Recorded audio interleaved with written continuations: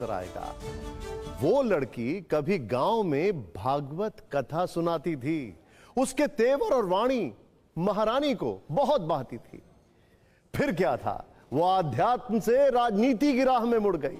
80 के दशक में राम मंदिर आंदोलन से जुड़ गई। राम भक्तों में अलख उसी ने जगाई थी। मंदिर वहीं बनेगा, ये सौगंध राम की खाई थी। उसकी एक आवाज पर न जाने कितने भक्त मर मिटे थे। एक दौर था जब उसके भाषणों के ऑडियो कैसेट तक बिके थे। जिसकी शक्ति ने दिग्गी राजा का सिंहासन हिला दिया। मध्य प्रदेश में एक दशक के बाद कमल खिला दिया। एक ऐसी नेता जो अपनी बात पर अड़ गई तो अड़ गई, आंच उसूलों पर आई तो अक्सर अपनी ही पार्टी से लड़ गई। जोरदार तालियों से स्वागत करिए भारतीय जनता पार्टी की कद्दावर नेता, बेहतरीन वक्ता, मध्य प्रदेश की पूर्व मुख्यमंत्री, देश की पूर्व कैबिनेट मंत्री उमा भारती जी का स्वागत है। दीदी आइए, उमा जी आइए, स्वागत है। आइए, जोरदार तालियां रुकनी नहीं चाहिए। आइए,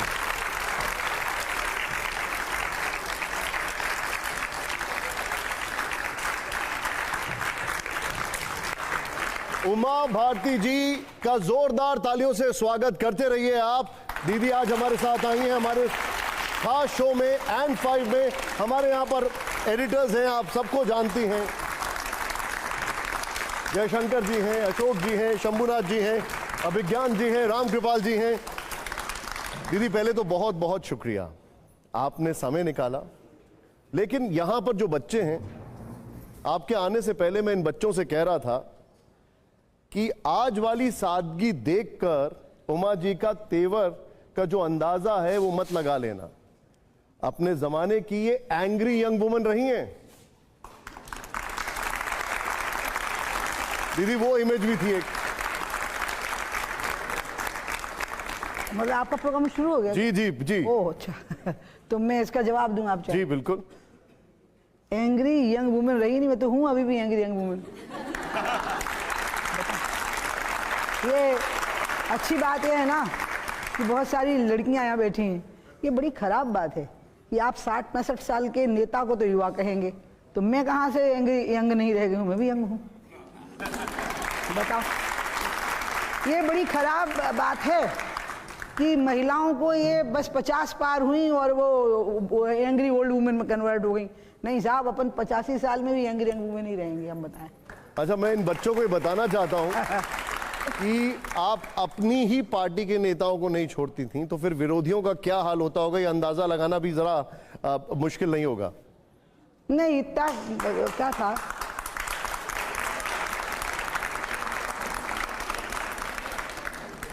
सच्ची बताएं आपको, क्योंकि ये बच्चे सामने जो बैठे हैं ये बिल्कुल मेरी आत्मा का अंश जैसे, ये बिल्कुल समझ सकते हैं मैं क्या बोल रही हूँ। क्योंकि ऐसा कुछ नहीं था कि मैं किसी का विरोध करती थी। मैं जो उचित होता था उस पर टिक जाती थी कि यही सही है। अब आप उसको समझ लो कि जो उसके बारे में सोच रहा है कि मैं सही नहीं कह रही हूँ, तो उसको लगेगा मैं उसका विरोध कर रही हूँ। मैं जो कहती थी मैं उसको सुनिश्चित करती थी कि ये बात सही है, तो मैं कहती थी या तो मुझे गलत साबित करो या नहीं तो मैं जो कहती हूँ वो होने दूँ। अब आप उसको जिस रूप में ले लो। दीदी, भारत के 70% भूभाग पर बीजेपी की सरकार आ गई। अयोध्या में राम मंदिर बन गया। जो एक भगवा आतंकवाद की थ्योरी थी वो कोर्ट में फेल हो गई। उमा भारती जी की सारी सौगंध पूरी हो गई या अभी कुछ बाकी है? अब असली बात तो शुरू होनी है। जो थोड़ी सी शुरू हो गई लेकिन अभी पूरी होनी है, वो है राम मंदिर से राम राज्य की ओर। राम मंदिर तो एक मंदिर है, उसके अंदर रामलला विराजमान हो गए हैं, लेकिन झोपड़ियों में जो बच्चे हैं उनको सरकारी स्कूलों में अच्छी पढ़ाई मिल रही है कि नहीं, उनको सरकारी अस्पतालों में अच्छी दवाई मिल रही है कि नहीं, गरीब आदमी को थाने में ठीक से FIR दर्ज कराने की सहूलियत मिल रही है कि नहीं, महिलाएं निर्भय होकर के विचरण कर पा रही हैं कि नहीं, लोगों को अगर कोई परेशानी ज़िंदगी में आती है तो जिसको सुना रहे हैं वो उसका निदान करने की शक्ति रखता है कि नहीं। राम राज्य का मतलब है जहाँ विषमता नहीं है, डिस्पैरिटी नहीं है, और अभी बहुत ज़्यादा डिस्पैरिटी है। नहीं, लेकिन आप ये ना, अभी कोरोना काल में हमने देखा है ना, इन बच्चों ने भी देखा है, लाखों लोग डेथ मार्च किए थे। गरीब मजदूर तबके के जो लोग थे उनको पैदल चलाया गया था जिन राज्यों में वो मजदूरी कर रहे थे, वहाँ से जहाँ के वो निवासी थे वहाँ तक के लिए। और एक तरफ हमने इसी भारत में वो दुनिया देखी थी उसी समय जिसमें अमीर लोगों ने अपने कुत्तों को हवाई जहाज़ों में बिठा करके भेजा था। तो ये तो रामराज नहीं हो सकता ना, इतनी बड़ी डिस्पैरिटी के साथ रामराज नहीं हो सकता। लेकिन दीदी रामराज का मतलब है सबको समान रूप से जीवन जीने का अधिकार मिले, सुविधाएं मिले। दीदी लेकिन 11 साल से ज्यादा आपकी सरकार को हो गए, आपको लगता है कि डिस्पैरिटी खत्म हो रही है? अभी जो आपने डिस्पैरिटी का अभी जिक्र किया, मैंने आपको जब ये बात कही तो मैंने ये भी कहा कि यह प्रक्रिया शुरू हुई जब मोदी जी ने सरकार बनाई, तो उन्होंने जो बातें कही मैं तो उनको बहुत गौर से सुन रही थी। जब वो पहला भाषण उनका पार्लियामेंट के अंदर हुआ तो मैं बहुत सजग थी कि ये क्या कह रहे हैं। और उस समय जो उन्होंने बात कही थी कि विकास तब जमीन पकड़ता है जब वो एक पब्लिक मूवमेंट बनता है, और जब तक वो जन अभियान नहीं बनेगा विकास, तब तक विकास एक सरकारी फाइल का हिस्सा हो जाता है। इसलिए उन्होंने ये बात कही थी कि कितनी शहादतें हुई थी आज़ादी के लिए, लेकिन अंत में स्वतंत्रता तब मिली थी जब गांधी ने आज़ादी की लड़ाई को जन आंदोलन में बदल दिया। उन्होंने पार्लियामेंट में ये बात कही थी। तो विकास को भी जन आंदोलन बनाना होगा। जन आंदोलन का मतलब है कि विकास में सबकी भागीदारी करवानी होगी, जो किस तरह की योग्यता रखता होगा। तो मुझे लगता है कि मोदी ने तो अपने पहले ही दिन वो बात कह दी, वो उस एजेंडा पे चले भी। जैसे स्वच्छता अभियान है, वो जन भागीदारी के बिना नहीं हो सकता था। वो जोला वो योजना है, वो जन भागीदारी के बिना नहीं हो सकती थी। ऐसे कितने काम है जो जन भागीदारी के बिना हो ही नहीं सकते थे। और एक प्रकार से ये बात शुरू हो गई जो मोदी जी ने कही थी। उमा जी, अब देश में एक नया विमर्श है और वो ये है कि हिंदू कभी आतंकवादी नहीं हो सकता। आप क्या कहेंगे इस पर? मैं तो ये मानती हूँ कि आतंकवाद जो है वो अधर्म है और पाप है। इसलिए मैं ये भी नहीं कहूँगी कि कोई और दूसरे धर्म का आतंकवादी होगा। जो आतंकवादी होगा वो आतंकवादी होगा, और उसकी एक ही सज़ा होती है कि उसने जिस प्रकार की क्रूरता अपनाई है, कानून अपना पूरा काम उस क्रूरता के बारे में करे।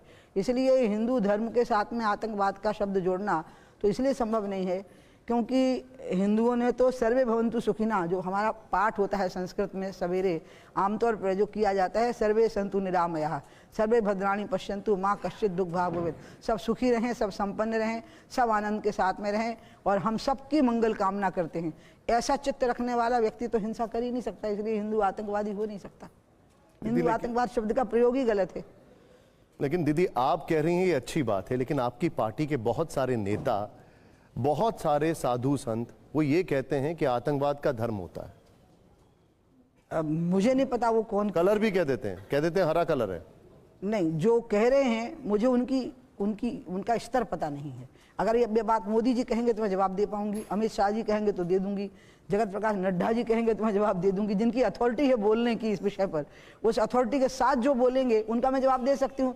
बिना अथॉरिटी के अचानक जो कुछ बोल देंगे स्पॉन्टेनियस, उनका तो जवाब देने की मैं योग्यता नहीं रखती। मैं जवाब देना नहीं चाहूँगी, वो योग्य नहीं है कि मैं उनका जवाब दूँ। दीदी, साध्वी प्रज्ञा दोषमुक्त हो चुकी हैं, लेकिन वो कहती हैं कि उनको जो जख्म क्या होता है, साध्वी प्रज्ञा जो है वो दोषमुक्त हो चुकी हैं, लेकिन उनको जो जख्म दिए गए उनका ये कहना है कि वो जीवन भर रहेंगे। उन्होंने काफी प्रताड़ना सही। आप भी नासिक जेल में साध्वी प्रज्ञा से मिलने गई, क्या महसूस किया था आपने तब? प्रज्ञा एक स्टूडेंट लीडर थी विद्यार्थी परिषद की, भोपाल की, और 99 जब मैंने चुनाव लड़ा था तो उन्होंने मेरे चुनाव में एक जिम्मेवारी ली थी, वो काम किया था विद्यार्थी परिषद के लोगों ने। तो मैं प्रज्ञा को जानती थी, एक मुस्कुराती हुई लड़की, शांत सी लड़की। मैंने सुना कि वो मालेगांव ब्लास्ट में पकड़ी गई, तो मुझे यकीन ही न होवे कि ऐसा प्यारा सा मुस्कुराती हुई शांत सी लड़की हिंसक कैसे हो सकती है। बाद में पता लगा पकड़ी गई। बहुत दिनों तक बात समझ में ही नहीं आई कि हुआ क्या। अचानक मुझे खबर लगी कि उसको बहुत फिजिकल टॉर्चर हुआ है। तो मैंने एक महिला होने के नाते उससे मिलने का अधिकार मांगा, और वो अधिकार मुझे मिल गया।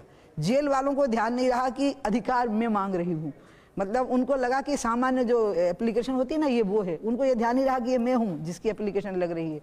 जब मैं नासिक पहुँच गई और नासिक की गलियों में भीड़ लग गई ये देखने के लिए कि मैं उसको मिलने आई हूँ, तब अचानक प्रशासन ने रोका कि आप नहीं मिल सकती। तो मैं तुरंत कोर्ट में चली गई। उसी समय कोर्ट के अंदर चली गई। कोर्ट परिसर सामने आ गया और मैंने वहाँ अपना अधिकार मांगा कि मेरे पास लिखित में अनुमति है, मुझे जाना है। और कमाल ये हो गया कि पूरे वकील भर गए साहब, कोर्ट का परिसर काला हो गया, वकीलों के काले कोट से सब मेरे साथ खड़े हो गए कि नहीं, इनको अगर लिखित में मिला हुआ है, अनुमति मिली है तो जाएंगी। तो मुझे अंत में जज साहब ने अधिकार दिया और मैं प्रज्ञा को मिलने पहुंची। जब मैं प्रज्ञा को मिलने पहुंची तो जो मैंने सुना था ना, वो मैंने उससे पूछा, और आप यकीन करिए वो उसने मुझे नहीं बताया था।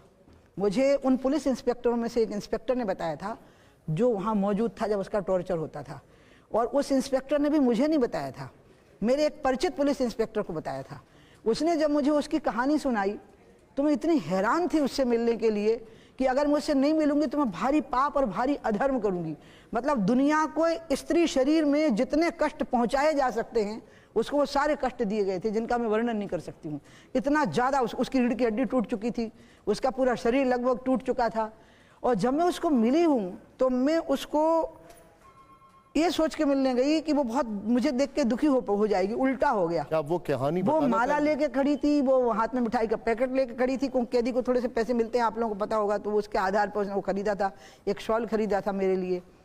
हम नहीं ले जा सके क्योंकि हमें लगा कोई जेल मैनुअल को मैं वायलेशन ना कर दूं, तो मैं अलर्ट थी तो मैं कुछ नहीं ले गई।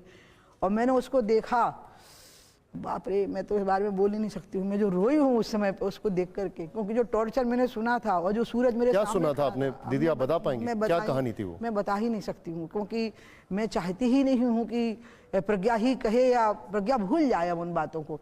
उसको जिस तरह के टॉर्चर, जैसे अब मैं एक छोटी सी एक उदाहरण दे सकती हूँ कि कुर्सी पे बैठ जाओ और कुर्सी खींच दी, उसको पता ही नहीं कुर्सी खींच गई है, वो धड़ाम से नीचे गिर रही है।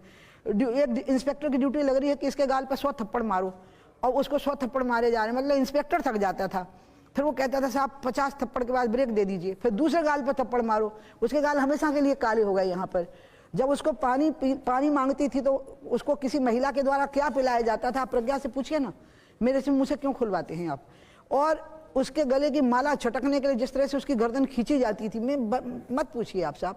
उसको जब वो समय आता था जिसको अब हम खुलेआम बिना संकोच बोल लेते हैं, क्या बोलते हैं, पीरियड का जो समय होता है, वो जब उसको आता था तो, क्योंकि अब तो वो सब्जेक्ट ऐसा नहीं रह गया कि बोल ना सके, क्योंकि बात खुल गई कि कामाख्या माई का जो पीरियड का समय आता है तो पूरी दुनिया सेलिब्रेट करती है उसको सेलिब्रेशन का टाइम मानती है, और प्रसाद स्वरूप वहाँ का वस्त्र प्राप्त करते हैं जो लोग वो अपने आप को भाग्यशाली मानते हैं। तो क्योंकि जगत जननी का स्थान है वो, और इसलिए उसको कुछ नहीं दिया जाता था, उसकी पूरी टांगें रक्त से सराबोर हो जाती थी। ऐसी कितने टॉर्चर हुए हैं जो बोल नहीं सकती ना। अच्छा नहीं लग रहा है, आप क्यों बुलवा रहे हैं मुझसे ये सब, मुझे नहीं अच्छा लग रहा, प्लीज़ आप इस बात को मत बुलवाइए। लेकिन मुझे अजीब ये लगा कि रो मैं रही थी और वो मुझे चुप करा रही थी। देखिए अभी मैं बात करूंगी ना मैं रोने लग जाऊंगी, आपका सब सारा प्रोग्राम खराब हो जाएगा। मुझे नहीं अच्छा लगा उसके साथ जो हुआ, और अंत में वो निर्दोष साबित हुई। इतना टॉर्चर किसी का करना, और एक ऐसी बात पर टॉर्चर करना जिसका सबूत ही नहीं है कोई, सिर्फ एक ही बात मन में थी कि किसी तरह से एक भगवा आतंकवाद का शब्द का गठन किया जाए, फिर उसको एस्टेब्लिश करने के लिए कुछ एविडेंसेस कलेक्ट किए जाएं, उस एविडेंसेस के लिए घटना घटाई जाए, उस घटना में कुछ ऐसे इनोसेंट लोग फंसाए जाएं जिनका कोई लेना देना नहीं है, और उनको इतना टॉर्चर किया जाए जिसमें कर्नल प्रसाद पुरोहित था, जिसमें प्रज्ञा थी, और जिसमें दूसरे लोग थे। इसलिए मैं प्रज्ञा के लिए, जब भोपाल के लोगों ने, आपको बताती हूँ, छोटी छोटी दीदियाँ बैठी हैं, जब वोट दिए लोगों ने तो मैंने कहा कि तुम एक वोट देख के इस पे एहसान नहीं कर रहे हो, इसके ऊपर वोट दे करके, बल्कि तुम्हारा वोट धन्य हो जाएगा जब इसको वोट मिलेगा, क्योंकि तुम्हारे लिए कुर्बानी देने को तैयार थी। और क्यों? क्योंकि उसको क्या कहा जा रहा था, मैं बेटियां उसको क्या कहा जा रहा था, तुम इतने नाम ले दो, बस वो नाम ले देती तो छूट जाती। उसमें कुछ अन्य राष्ट्रवादी संगठनों के 2-3 बड़े नाम थे, कुछ बीजेपी के बड़े नेताओं के नाम थे कि तुम इतने नाम ले दो कि ये नेता साजिश कर रहे हैं क्या सेफरन टेररिज्म की, भगवा आतंकवाद की एक आयोजना कर रहे हैं, बस इतने नाम तुम ले दो तुम बच जाओगी। वो नाम लेने को तैयार नहीं थे, इसलिए टॉर्चर कर रहे थे। इसलिए मैं तो उस लड़की के सारे हिंदू समाज के लोगों को कहूंगी कि पांव धो दो कि पियो, तो मरने को तैयार हो गई, लेकिन नाम, झूठे नाम लेने के लिए तैयार। सब जानना चाहेंगे कौन टॉर्चर कर रहा था, किसके इशारे पर टॉर्चर? मैं इशारा क्या जानूं, मुझे नहीं मालूम। सरकार दोनों जगह पर कांग्रेस की थी, टॉर्चर कर रहे थे, पुलिस अधिकारी थे। आप क्यों चाहते हैं कि मैं किसी का नाम लूं? ठीक है, मैं आऊंगा उस पर। साजिश हो। हाँ जी। आपने कहा कि जिन लोगों ने भगवा आतंकवाद शब्द को गढ़ा है उन्हें सजा मिलनी चाहिए, आप क्या कहना चाहती हैं? अभी मैंने नहीं कहा ऐसा।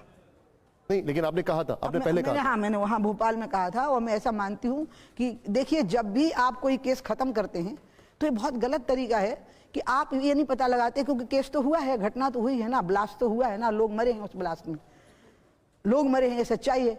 तो जो लोग बरी हो गए वो तो इनोसेंट थे, तो वो कौन है जिनने ये घटना की? जो हु किल्ड जेसिका, आप लोगों ने अगर मूवी देखी हो तो यही तो बात थी कि ठीक है, जो कह रहे हैं अदालत, no one killed Jessica, yes. तो फिर वो कौन थे जिनने जेसिका को मारा? तो यही बात है ना कि ठीक है, प्रज्ञा ने नहीं किया तो किसने किया? तो जिसने किया उनको पकड़ना पड़ेगा, और सब देशद्रोह के अंतर्गत जाएंगे, तो 302 में भी जाएंगे और देशद्रोह भी लगेगा उनके पर। आप देखिएगा, जिनने भी किया ये सिर्फ इसलिए किया क्योंकि प्रज्ञा जैसे लोगों के द्वारा एक महिला है, कोमल महिला है, उसको टॉर्चर कराया जाए और वो नाम लिए जाएं जो पूरे देश को अपनी हथेली पर उठाए। उमा जी, भगवा आतंकवाद के शब्द को दिग्विजय सिंह से जोड़ दिया जाता है। दिग्विजय सिंह कहते हैं कि मैंने भगवा आतंकवाद शब्द का कभी इस्तेमाल नहीं किया। अब वो पलटी मार गए हैं तो वो समझ रहे हैं कि देश कोमा में चला गया है या मीडिया कोमा में चला गया है। तो कोमा वाले को याद नहीं रहता ना, जैसे कहते बुआ जी याद है हम आपके भतीजे हैं, तो ऐसा हो जाता है ना जब आपको एक कोमा में होता है। दीदी आपने कहा, मैं एक बार दिग्विजय सिंह का वो जो उनका बयान है वो सुनाता हूँ, जरा प्ले करिए उसको। काहे को सुना रहे हो? क्या कहते हैं? है ही नहीं ना वो। दिग्विजय सिंह तो हमको हिंदू आतंकवादी कैसे कहते हो? मैंने कहा कि कभी भी मैंने अपने जीवन में हिंदू न मुसलमान किसी को आतंकवादी नहीं किया, लेकिन संघ के लोग बोलते थे कि ये तो बात सही है कि सारे मुसलमान आतंकवादी नहीं होते, लेकिन जितने आतंकवादी पकड़े जाते हैं वो मुसलमान क्यों होते हैं? लेकिन अब ये क्या हो रहा है, हम ये तो भी हमारा नारा हो गया है, हम उनसे पूछते हैं कि हर हिंदू तो आतंकवादी नहीं होता, लेकिन जितने हिंदू आतंकवादी पकड़े जाते हैं वो सब संघी क्यों है, ये हमें बता दो।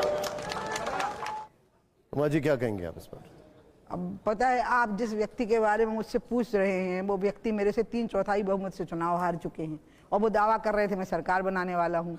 वो ये कह रहे थे उमा भारती मेरे सामने कहीं नहीं टिकेंगी, कहाँ गांव की हैं, मैं पढ़ा लिखा हूँ, ये है वो है, और अंत में हुआ ये कि वो ऐसे नीचे गए कि फिर उठ ही नहीं पाए। और इसलिए आप जिस व्यक्ति के बारे में बोल रहे हैं उस व्यक्ति की पहली ही घोषणा खत्म, मतलब रही नहीं, उसका अस्तित्व तो नहीं रहा था ना। उन्होंने कहा था ना कि मैं तो बहुमत फिर से प्राप्त करूंगा, उमा कहाँ मेरे मुकाबले में ठहरती है, तो बच्ची है। लेकिन आप हुआ क्या था? तो इसलिए जो आदमी पूरी पब्लिक में कहीं कहीं बात पे पलटी मार गया हो, आप उस आदमी के बारे में मेरे से कोई बात कहलवा रहे हैं। नहीं, लेकिन वो आपको छोटी बहन कहते हैं, आप उनको बड़ा भाई कहते हैं। छोटी बहन बड़ा भाई को कुछ बताना चाहेगी? छोटी बहन तो मैं कहती हूँ, जरूर कहती हूँ उनको, और उनको बड़ा भाई कहती हूँ, उनको दादा भाई कहती हूँ। और जब मैं 8 साल की थी और जब मैं प्रवचन करती थी तो उनके महल में मुझे प्रवचन करने के लिए बुलाया गया था। दादा भाई तब विदेश से इंजीनियरिंग पढ़ के आए थे, हमारी भाभी जी से उनका हालिया विवाह हुआ था, और उनकी माँ ने मेरा बहुत स्वागत किया था महल के अंदर, और मैं 8 साल की बच्ची थी, मेरा बहुत सम्मान हुआ था। तब से हम दोनों के बीच में बिल्कुल भाई बहन का संबंध है। लेकिन छोटी बहन और छोटा भाई ये तो भारतीय सभ्यता की निशानी है ना। राजनीति में एक सभ्यता भी होनी चाहिए कि हम विचारधारा के विरोधी हैं, लेकिन हम एक दूसरे के शत्रु थोड़ी है जो एक दूसरे की बेइज्जती करेंगे। तो मैं उनके खिलाफ एक ऐसा शब्द नहीं बोलूंगी जिसमें उनका अपमान हो जाए, और वो भी ध्यान रखते हैं कि मेरे खिलाफ ऐसी बात नहीं बोलते हैं जिसमें मेरी बेइज्जती हो, वो नहीं बोलते। हम दोनों एक दूसरे के खिलाफ ऐसी भाषा का प्रयोग नहीं करते, ना उनने सीखा ना हमने सीखा। दीदी एक बात बताइए, लोग तर्क दे रहे हैं कि आर.के. सिंह जिन्होंने भगवा आतंकवाद की थ्योरी बनाई वो बीजेपी में हैं। अशोक चौहान जो मालेगांव ब्लास्ट के कुछ ही महीने के बाद महाराष्ट्र के मुख्यमंत्री बने, एटीएस बनाई, एटीएस की जांच हुई, वो भी अब बीजेपी में हैं। उन पर कार्रवाई क्यों नहीं होती? गंगा जब निकलती हैं गंगोत्री से तो गंगा में इतने प्रकार के नाले आके मिलते हैं, वो सब गंगा हो जाते हैं। इसलिए अब वो सब देशभक्ति के गीत गाएंगे, राम नाम गाएंगे, गाय के गोबर का तिलक लगाएंगे, गौमूत्र का पान करेंगे, शुद्ध हो गए। तो आप बीजेपी को गंगा कह रही हैं? हाँ बिल्कुल।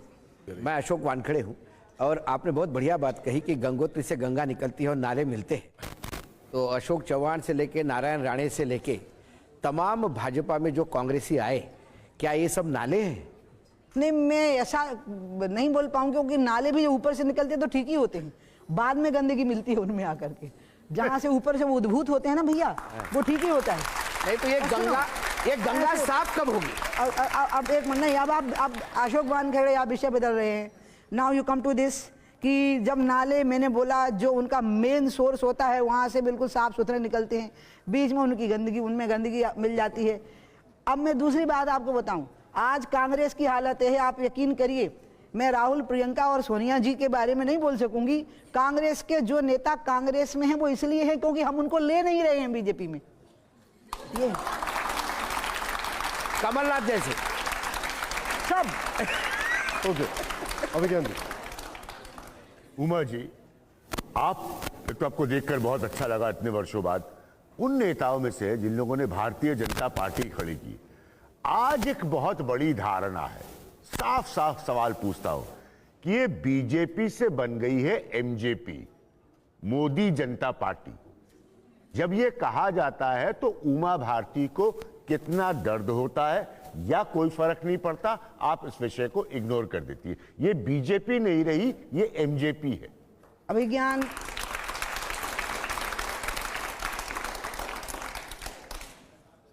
कोई एक विचारधारा किसी व्यक्ति के नाम से चल रही हो, वो उस व्यक्ति के पहले भी थी और उस व्यक्ति के बाद में भी है।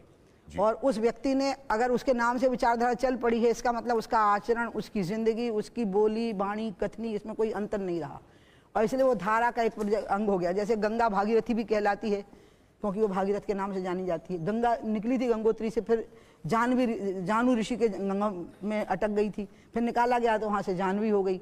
तो इसलिए जो तपस्या करके इस धारा को आगे बढ़ाए हैं, उनके नाम भी, गंगा के नाम उनके नाम पे भी होते गए। तो भारतीय जनता पार्टी तो गंगा का एक प्रवाह है और इसमें जिन ऋषियों और मुनियों ने अपने तप से इसको आगे बढ़ाया है, कई जगह पर उनके नाम से वो गंगा होती गई है। मोदी ने जनसंघ के समय की धारा को आगे बढ़ाया है, दीनदयाल जी की, तो कई जगह पर उनके नाम से अगर हो गए, मुझे खुशी है। इफ इट इज एमजेपी होने से आपको कोई एतराज? अभिज्ञान प्रकाश, मैं तेरे अंतर को बिल्कुल ही प्रकाशित कर दूं कि मुझे इसमें कोई ऑब्जेक्शन नहीं। I am very proud of it. ठीक, done, I got my answer, done. ये मेरा क्या गड़बड़ हो गई है। अभिज्ञान है छोटा भाई जैसा है, अब मैं भूल गई कि वो पत्रकार है और बड़ा पत्रकार है। हाँ, गंगा जहां से निकली और उसके बाद हम देख रहे, आप चूंकि गंगा एक्शन प्लान से भी जुड़ी रही हैं, तो गंगा का भी कोई उद्धार नहीं हुआ और जितने नदी नाले उसमें मिलते रहे तो वो तो उसी गंगा में मिलते रहे। अंत में गंगा भी एक नाले के तौर पे आगे चल के जहां जहां जाती हैं वो नाले के तौर पे ही होती हैं, कहीं गंगा साफ नहीं है। तो उसी तरह जो बीजेपी है, अगर उसमें नदी नाले जो आ रहे हैं जो आपने कहा, तो वो भी क्या वो गंदा नाला ही बन गई है? नहीं, आपको मैं ले चलूंगी फरक्का के आगे, जहां भागीरथी कहलाने लगी वो फिर तो से। फिर एक बांग्लादेश से ली गई, एक हुगली से ली गई। ना भैया, मुझे खुद आपकी बात जो कह रहे हो वही लगता था, लेकिन जब मैं गंगा के किनारे चली ना, तो फरक्का जब आ गया तो भागीरथी की जो धारा मैंने देखी, एग्जैक्टली वो बिल्कुल वैसी ही जैसी गंगोत्री में थी। और उसके बाद जब वो हुगली बन जाती है तो फिर वही हाल है। नहीं, फिर तो वो समुद्र का पानी उसके अंदर आ गया, बैक वाटर्स आए हैं समुद्र के। एक्चुअल जो भागीरथी है वो फरक्का के आगे कम से कम 100 किलोमीटर तक है, जिससे कि यातायात की भी व्यवस्था हुई है। वहां वो बिल्कुल वही पानी है जो गंगोत्री में था। इसलिए जो बीजेपी में नेता आ गए हैं, आप चिंता मत करो, वो हुबली जाते जाते वैसे ही हो जाएंगे जैसे कि भागीरथी वहां पर। दीदी, मैं वापस उस विषय पर आता हूं जिस पर अभी आपने जिक्र किया था। जब यह कहा जाता है कि हिंदू कभी आतंकवादी नहीं हो सकता है, तब दूसरी तरफ से यह तर्क दिया जाता है कि देश का पहला आतंकवादी नाथूराम गोडसे एक हिंदू था। क्या कहेंगे आप इसमें? मैं इसके बारे में कुछ कह नहीं सकती, क्योंकि नाथूराम गोडसे ने जो पाप किया है वो आतंकवाद शब्द से पर्याप्त नहीं होता। उसने जिस व्यक्ति को मारा है वो व्यक्ति एक सपना देख रहा था कि आज़ादी के बाद का भारत कैसा होगा, और उसने लीड किया था आज़ाद भारत के मूवमेंट को, महात्मा गांधी जी ने। और फिर वो उसके बाद जो एक कल्पना किए हुए था कि आज़ाद भारत का स्वरूप कैसा होगा, तो उनकी एक कल्पना ये थी कि आज़ाद भारत का स्वरूप जो होगा वो आत्मनिर्भर होगा, और आत्मनिर्भर भारत जो होगा वो अपनी आत्मा पर निर्भर होगा, वो विदेशी लोन पर निर्भर नहीं होगा। और भारत की अपनी आत्मा, यहाँ की नदियाँ हैं, यहाँ के पहाड़ हैं, यहाँ के लोगों की बौद्धिक क्षमताएं हैं, यहाँ के जमीन, जल, जंगल और जानवर हैं, ये यहाँ की आत्मा है और इस आत्मा पर निर्भर होगा। गांधी के उस सपने की हत्या की है उस व्यक्ति को आप खाली आतंकवादी शब्द बोल करके हम उसका पाप कम नहीं कर सकते। आपने जो दीदी बोला है अभी, एक तबका ऐसा है जो गांधी जी को मानता ही नहीं है, वो उनको जिम्मेदार ठहराता है बंटवारे के लिए, वो कहता है कि उनका कोई योगदान ही नहीं है। अरे बाबा, ये भारत का स्वतंत्र मन है और इसमें आपको स्वतंत्रता का अधिकार देना पड़ेगा। एक राम राज्य के समय पर ही एक बहुत गरीब ही सामान्य से व्यक्ति ने राम की आलोचना कर दी थी। अगर आप इस बारे में इतने फंडामेंटल हो जाएंगे तो आप कट्टरपंथियों से अलग कहाँ हैं? आप जो आलोचना कर रहे हैं उनको करने दीजिए ना, उनको आलोचना करने दीजिए, और जो मान रहे हैं उनको मानने दीजिए। आप आलोचना एक प्रिविलेज है व्यक्ति का, स्वतंत्रता है उसकी, लोकतंत्र में उसका अधिकार है कि वो क्रिटिसाइज कर सकता है किसी को। हाँ, क्रिटिसाइज में उसको बेहूदगी नहीं करना, इतना ध्यान रखना है, आप अधिकार दीजिए क्रिटिसाइज करने का। क्या उमा भारती जी आजादी की लड़ाई में महात्मा गांधी जी के योगदान को मानती हैं या उमा भारती जी को लगता है कि महात्मा गांधी जिम्मेदार थे देश के बंटवारे के लिए। अरे कैसी बात करते हो बाबा, गांधी जी के बारे में मैं ये राय बना करके कुछ दे सकूं, मेरी औकात है क्या ये, जिसने एक पूरे आंदोलन को जन आंदोलन बना दिया है। आज़ादी की पूरी लड़ाई, बलिदानों की वो श्रृंखला जो 1857 से शुरू हुई थी, जाग उठी सन 57 की वो तलवार पुरानी थी, खूब लड़ी मर्दानी वो तो झांसी वाली रानी थी। एक महिला ने उस लड़ाई की अगुवाई की थी। इन बिटियों को भी, इस सारी बिटियों को याद रखना होगा। एक लड़की ने, आपकी उम्र की थी वो 18 साल की जब वो लड़ी थी, 23 साल की उम्र में तो वो शहीद हो गई थी। 1857 की लड़ाई है जिसको एक अहिंसक जन आंदोलन में बदलने का काम गांधी ने किया। और काश कि गांधी जी को 20 साल और मिल गए होते तो आज अमेरिका हम पे टैरिफ नहीं लगा रहा होता, अमेरिका हमारे सामने भीख का कटोरा मांग करके खड़ा होता। बहुत बड़ी बात है। आप सब लोग जो स्टूडेंट्स हैं, हमारे जितने भी व्यूअर्स हैं, उमा जी ने जो अभी बात की है बहुत बड़ी बात है। दीदी, बीजेपी का एक तबका है वो महात्मा गांधी जी के कंट्रीब्यूशन को नहीं मानता है, उनको डिस्क्रेडिट करता है। वो कहता है कि नेहरू जी और पटेल के बीच में बहुत सारे विवाद थे। आपकी क्या राय है इस पर? मैं नेहरू जी और पटेल जी और नेहरू जी और अपने महात्मा जी के बीच में जो बातें थीं वो इतिहास का तथ्य हैं, वो इतिहास में दर्ज हैं। लेकिन इसका मतलब इससे ना तो नेहरू की महानता कम होती है, ना पटेल की महानता कम होती है, और ना गांधी जी की महानता कम होती है। वो महान थे, अब उनकी कुछ असहमतियां थीं, तो आप उन असहमतियों के आधार पर उनकी महानता को कम नहीं कर सकते हैं। इसलिए हम ऐसा मानकर एक बात आप मान लीजिए, भारत का मन स्वतंत्र मन है, यहाँ लोकतंत्र अभी से नहीं है, लोकतंत्र हमेशा से है। हमारे यहाँ जो षड दर्शन है उसमें एक छठा दर्शन है चारवाक का। सब दर्शनों ने कहा आत्मा है, परमात्मा है, स्वर्ग है, नरक है। एक दर्शन है जिसका नाम है चारवाक का दर्शन। वो कहता है कोई आत्मा नहीं है, कोई परमात्मा नहीं है, कोई स्वर्ग नहीं है, कोई नरक नहीं है। जब तक जियो सुख से जियो, कर्ज ले लेके घी पियो, अगले जन्म में तो चुकाना ही नहीं है क्योंकि अगला जन्म होना ही नहीं है। ऐसा भी उसको हमने फिलोसफी में गिना। It is the sixth philosophy. ये छठा दर्शन माना गया है, चारवाक का दर्शन। और हम लोग जब फिलोसफी पढ़ते हैं तो हमको चारवाक भी पढ़ाया जाता है। में से 3 दर्शक नास्तिक दर्शन है जी। तो इसलिए जो देश नास्तिकों के दर्शन को भी फिलोसफी में ऐड कर रहा हो, आप वहां पर स्वतंत्रता नहीं देंगे आलोचना करने की। स्वतंत्रता दीदी मैं वापस आऊंगा इस पर। आपने देखिए यहाँ पर हर जगह ताली बज रही है, आपने जो कहा, लेकिन दीदी नहीं, और मैं एक बात और कहूंगी, अभिज्ञान ने जो मेरी बात का समझिए, बहुत अभिज्ञान वास्तव में बहुत ज्ञानी है सच्ची में।